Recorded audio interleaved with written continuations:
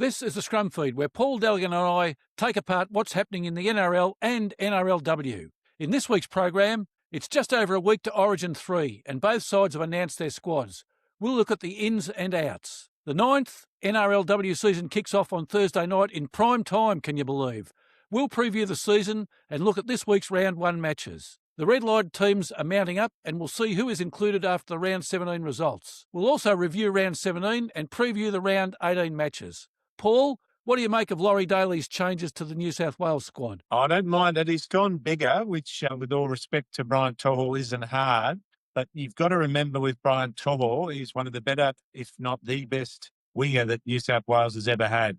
I'm in the basket that he's just had a tough night in game 2 and he would have redeemed himself. But with so much at stake, this is Laurie Daly's legacy we're talking about. If he can pull this one out of the fire, it would be one of the most amazing Origin turnaround stories, even up there with Alan Langell is recalled from England. It would be enormous. No one is giving New South Wales any chance except for the man in this seat, perhaps yourself, Professor, and the bookies, because they know that this is a good New South Wales team. I don't like to talk odds on the show, but we're not that big an outsider in the market. And I think that there's some wise minds behind that, because Bradman Best and Stephen Crichton, two players that I wouldn't want to tackle. Liam Martin brings more aggression than you'd seen once for Warriors. He's bringing that in, and he was born for Origin, so he's back. And you've got the Manly Enforcer as well coming back. So there's a lot of size, power and aggression coming back. And genuinely think that Queensland would be a touch nervous about that lineup, because it's a very strong lineup. Stephen Crichton's back in. That should be a big positive. Well, he's turned your dog's season around, and that's why I genuinely think he could sneak into the 8. Call me crazy, many have. But Crichton has, at position 6 of all places, turned the dogs around. And as I've said to you, it doesn't matter where Pavarotti is on stage, just get in the microphone. With Stephen Crichton, as long as he's out there, he's a class player, and he will be fantastic for the Blues. I'm looking forward to it. Laurie thought that the best man for the job was Bradman in the centres. It is one of our favourites here on Sports Fan Radio. Bradman Best back in. He was good without being exceptional for the Knights, but Dad is going for that size, aggression, and I think Tommy Turbo is a touch unlucky to miss out with all that he brings, but Best is consistent, you know what you'll get, and in a light blue shirt, and I think he'll be very hard to handle up there. You were pleased to see that Panthers second rower Liam Martin was into the side. Yes, he's born for Origin. He certainly fires up for the occasion, and there'll be a bit of aggression there with him taking the field. That was sadly lacking at the game we watched in Melbourne. Of course, Professor, we would have liked some of his aggro in the second half in game 2. Dolphins winger Jack Bostock in for his Origin debut. Does that surprise you? It does that he's in ahead of To'o, but you can see what Daly's trying to do.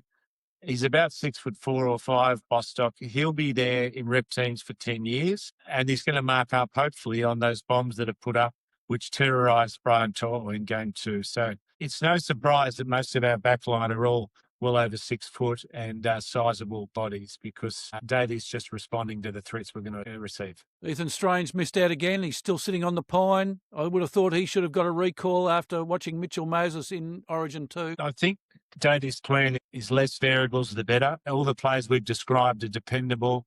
They'll bring what's needed, and everything rests on Nathan Cleary's shoulders. If he runs the game the way we know he can for Penrith, then Moses won't have to do as much. And that's perhaps why he didn't go with the X factor, in the hope that Cleary does click and Moses clicks with him and they get those big bodies into motion. That's the New South Wales game plan, pretty simple. Any way that Thomas Jenkins or Alex Johnston could have forced their way into that side, given that they've scored plenty of tries this season between them? I would have thought you would have gone for some firepower, but no. Oh, there's enough there with Best, Crichton, Bostock. Wow. And then, of course, Tedesco playing well. He didn't play well in game 2, but there's enough firepower there to scare Queensland. I'm not saying they should be petrified. They are favourites. They are at home, but it is a very good New South Wales team. We say that every year, don't we? Queensland have only made 3 changes. Broncos lock Pat Carrigan's in back after injury. Yeah, well, he screams Origin, so it's not too bad for them. I think that they've got a very good team, of course. Reece Walsh lurking. He wasn't needed in game 2, so that's the X factor for the Blues, is whether Cleary can step up on the big stage, and also whether Reece Walsh should be needed. I mean, I'm looking at that team with Ponga there. He may not even get on the field if Queensland's on top, but it is quite a car to have in the garage, if I can say that. Jeremiah Nanai and Corey Horsburgh are the other changes for Queensland. What's the X factor for Queensland, do you think? Well, I think Ponga at the back, and then, I mean, there's no possible way that Sam Walker can play any better, or Munster. So New South Wales just has to hope that the three of those don't combine to do what they did in game 2. It's X factor, as I'm showing game 2. They can win it easily, but I don't think that they can play as well as game 2. I may be wrong. NRLW, as I said, kicks off this Thursday in prime time. The 12 teams all play each other once, so a very fair competition. A number of Rugby Sevens players have signed with NRLW teams for 2026, seeing a bit of cross-code jumping, Paul. It is good to see some players, and perhaps the Gold Coast could be the first team of any code or any franchise or any sport to succeed. The NRL women's team with their new signing, Tegan Levi, is one to watch for the Gold Coast. So it doesn't look like it's going to be the Titans, and it doesn't look like it's going to be the Suns in the AFL. So perhaps we can pin our hopes on the Gold Coast Titans women to break that Gold Coast duck. Last season's powerhouse teams, Brisbane and Sydney Roosters, will be up there again. They will be. The Roosters have got Taryn Aiken returning from an ACL, so she'll be fantastic for them. And Millie Elliott took a season off for the birth of her child, which you don't see as much of in the NRL. So that's a good return for the Roosters. It is. Magic Round will be in round 5 in Wagga Wagga, Paul. The town's so good they named it twice, and I think per capita, Australia's leading producer of sports people. So a fine place to have Magic Round there, Professor. 3 primetime Thursday night games, including the opener, Paul. So it just shows that the NRL values, well, it appears to me that the NRL values the women's game more than the AFL. It is. And I wanted to point out as well, one of the biggest moves in the game so far, the women's game, is Jessie Southwell has left the Knights to go to the Broncos to be alongside Ali Brigginshaw. So that'll be quite a combo. So it's good to see some big deals are happening in the women's side, and that goes alongside the increasing viewing and the TV rights deal, which is soon to be announced. Professor, I don't want to prejudge that, but it's going to be enormous and it will eclipse the AFL deal. The other thing I like about the NRLW, Paul, is the encouragement of double headers. This weekend, There's a double header at the men and women at Kogarah, at Suncorp and at Combank Stadium. That's terrific. It is. It's great to see, and the more footy, the better. And the standard is fantastic. It's only getting better as they're able to train more and less reliance on outside work and getting paid very well for what is a very, very tough competition. Let's turn to the red line teams, Paul. I'm going to go through them. You can say whether you agree or not. Dragons. Yep. Titans. Yep. Eels. Yep. Raiders. Yes, now. Yep. Broncos. Yes, now. Yep. Yep. Storm. Yes. Reluctantly, given we've talked about them for 20 years, but you can get your purple pen out, unfortunately. And they're waiting for Billy Slater to take over as the male and Craig Bellamy. What a sad way to end. They won't make the finals. Yes, just on that, I see Billy Slater's told Queensland officials that he'll take a handshake deal on next year, not a written contract. And that's the way he rolls, but it's a choice for Billy Slater. Does he want to be what Craig Bellamy is, first in the door and last out? Billy Slater's not the type to do things by halves. He's got a great life where he lives up there, I think, on the Gold Coast with his horses, his media work, and also his Queensland gig. There'll be millions on offer from the Storm. It's just whether he wants to trade lifestyle for that. I think the perfectionist in him and the competitor in him will accept the Storm deal, but news on that to follow. All right. Further red pen, West Tigers. Yes. Yeah. And here's one for you, Bulldogs. No.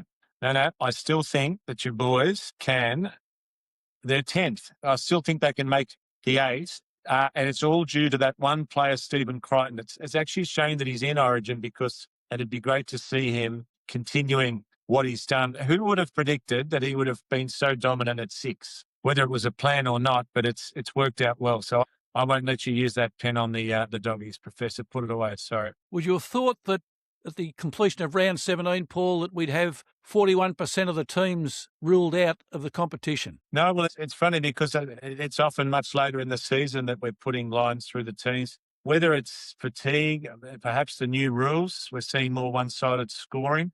But that is an interesting point that we're starting to get earlier elimination of teams into the basket case. And who would have thought you'd have the Storm, the Broncos in there? So, yeah, It's a crazy season. It certainly is. All right, let's review round 17. Commenced what seems like an age ago now, last Thursday night. Eels 12, your Rabbitohs 32. Brandon Smith, a big game. Oh, massive game. And even without Latrell, we saw how much of a role the Rabbitohs are on. They were fantastic. I love watching it just as a league fan, let alone a Rabbitohs fanatic. So they are rolling the Rabbits, and it's no surprise they're climbing up in the rankings. Eels only completed 65% of their sets, Paul. That's a terrible figure. On Jason Rolls, I'll need some carpentry work in that box because he certainly was smashing a few things. We'll need Tim the Toolman there after Jason Rolls. Titans 12, my Bulldogs 30. Philip Sammy, a hat-trick for the Titans. That was about the only thing that they could feel good about. Yeah, it's unfortunate because they were showing some form, and that was an even money match. It wasn't as if the Dogs were heavily favourites. So disappointing for the Titans, and I think the Dogs just way too good on the day, and we saw a rising team. Unusual for them to score so many, Paul. They've found it very difficult to score this season. Again, we keep going back to it, but Crichton at 6 is a masterstroke, and it's working well, and it's unfortunate that he might not miss too many games with the Origin. We'll see if he backs up, but it's been a masterstroke to unlock that very talented team. And they're a team to watch. I think you're going to win a lot more than you lose on the way in, Professor. We will see. Broncos 18, Roosters 24. The Roosters did what they had to do. What's happened to the Broncos, Paul? They've just fallen right away. I think that's 7 in a row they've lost. A lot of injuries, but everyone has injuries. It's the Maguire effect, unfortunately, and there'll be some questions asked. I think there's been some talk that if he's re-signed, there could be a player mutiny, which is never a great thing to hear if you're a coach, and that's coming from other sources. So they've dropped off a cliff, the Broncos, and they are fading fast. I said it was the match of the round last week, and it certainly lived up to it, Paul. I watched this one all the way through, couldn't let it go. Dolphins 26, Warriors 24. It was even all through the match. Absolutely amazing game. They're talking about it as possibly the game of the year. The only downside, of course, for the Dolphins is their halfback and general, Isaiah Katoa's out, but it will only highlight how important Cody Nikorima has been for them this year. They're still doing well. He was out for most of that game as well, so they got to win without him, and I think they'll keep winning without him as well. Not enough hyphen scoring for the Warriors. No, they needed a few more hyphen contributors, but it was an amazing game, and there are no real losers there. They lost no fans through that performance. And Selwyn Cobbo, continuing his terrific season, another brace for him. He'd have to be possibly the most improved player of the year. He's come from the wilderness. Broncos somehow discarded him, and they've got the best out of him. The Dolphins, it's great to see that sort of form, and I just hope he doesn't show too much for Queensland, being a New South Wales supporter. Here was the stunner of the round, Paul. Cowboys 26, Panthers 12. There was a form reversal there. Nanai a double for the Cowboys. Jenkins a double for the Panthers. The only one I got wrong, I don't want to toot the old horn, but that was the one I got wrong. Not many predicted it, and the Cowboys strong at home, but their season still alive. They're in ninth spot and only one win out of the 8. So who would have believed that a month or two ago? So perhaps we downplayed their rise. And I tell you what, you didn't hear much from Ivan Cleary at the press conference. Charlie Chaplin in his prime came out with more words. Very quiet there from Ivan Cleary, and very surly, dare I say. I'm not sure what was annoying him apart from the loss. Yeah, Cowboys scored 2 tries in the last 8 minutes. That's something most un-Panther-like. Well, that might have caused his fury, but they even had to cross to Nathan to give some answers to questions. He made Wayne Bennett sound like a motivational speaker, Anthony Robbins, or Jim Carrey, because he was very downbeat, both Clearys actually. So whether there's issues generally at the Panthers or whether that was just a bad performance, they were in no mood to talk, unlike ourselves. Sea Eagles 30, the Storm 4 was all over at half-time, Paul, 24-zip. Very unstorm-like showing. It was. It was a big win for Manly, and the Storm, you can put a line through them. Yeah. Very unfortunate performance. Sea Eagles were on song, 95% completion of their sets, had 59% of the possession. You're not going to win too many games if you're allowing things like that to happen on the park. No, I think Jerome Hughes being out was a big one as well. So the Storm are in some real troubles, and I think it's going to be a tough end of the year for them, notwithstanding that Craig Bellamy will likely retire at the end. So very sad. Schooner was unhappy with one part of that game, though, Paul. 5/8 Luke Brooks did his ACL. What sort of effect is that going to have on the Sea Eagles? It'll have some effect, but they've got Fogarty there, who's a very good player. He'll step up, and they've got a young gun coming through. Joey Walsh, he'll be there for 10 years in the halves. He's a phenom, as they say. So it's not a bad replacement to have coming in, and I don't think it'll be too disruptive to Manly's fine run. The Raiders 24, the Dragons 16. I wouldn't think that Raiders fans would be all that excited about it. The game was in the balance till the last 5 minutes, and really all the Raiders have done is beat the 17th side, and the Dragons have improved, though. Oh, they have, and was leaning towards tipping them perhaps this weekend, but they're getting better. They were valiant there, and it's more indicative of how the Raiders are travelling, which, as you've seen, is not very well at all. It's a sad side because it's a great, powerful team, the Raiders, and they've gone from top to, way down the ladder. So it's very strange. Final game for the round, Paul. Knights 12, Wests Tigers 6. Runaway try in the first minute of the game was waved away. I got all excited and thought, what a great start to the game. And no, the bunker said no. They called back, but the Knights did enough. They weren't overly impressive, but it's just one of those games you've got to win if you want to make it through to the finals, and they managed to scrape out a win against a brave Tigers team. But they're in the fifth, the Knights, so very impressive. They would have taken that at the start of the year. They would have, Paul. The Tigers tried their heart out. Adam Dewey back is a massive in for the Tigers. He's one of my favourite players, most underrated players in the comp, I think. But the Knights had just enough star power with that man, Bradman Best, on audition for the Blues. And they're the sort of wins you need to do to grind your way into the 8. And it was a grind, that match. The West Tigers, they scored their 6 after 20 minutes. Couldn't trouble the scorer again. I watched it.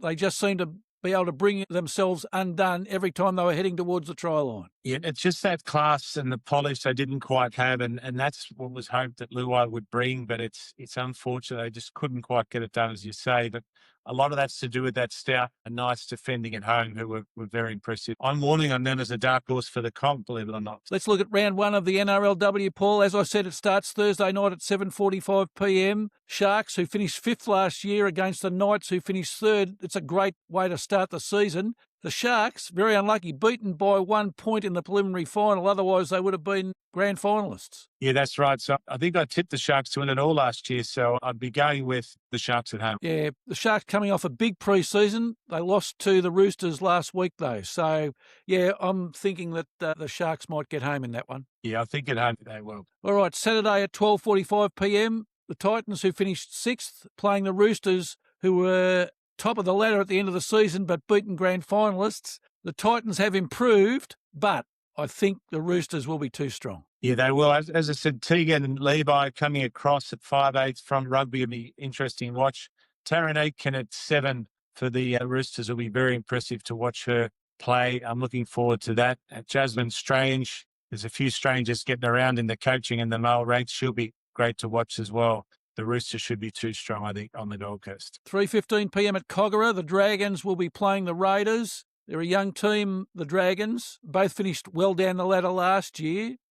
I'm thinking that the Raiders might have a good year. 7 new signings. That's always a good showing. It is a good sign, but I do like the Dragons at home. Tegan burying the back is fantastic. It'll be a nice open game there, and plenty of tries scored. They'll be tough to beat at Jubilee. One of the matches of the round at 5:15 at Suncorp, Broncos, who eventually were premiers last year, playing the Cowboys, who finished 4th. Broncos are the yardstick, Paul. 4 premierships over 9 seasons. They're going to be strong, or very strong again. And they'll be almost unbeatable. I'll say it now, with Tamika Upton, the best player in the game, at the back.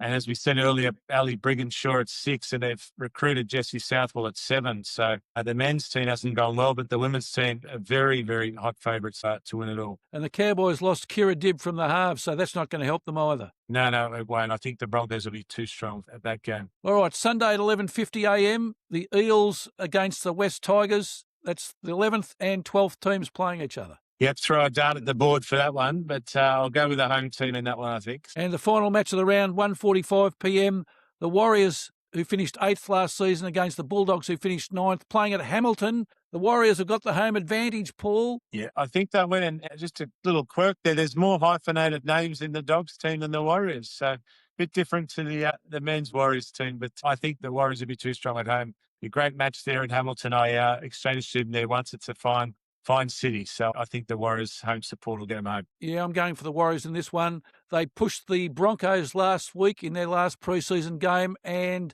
I don't think much is going to change about the Bulldogs, not even their ladder position. No, I've got the Warriors winning that one. All right, the men, round 18. 7 teams on the bye, Paul. A lot of resting.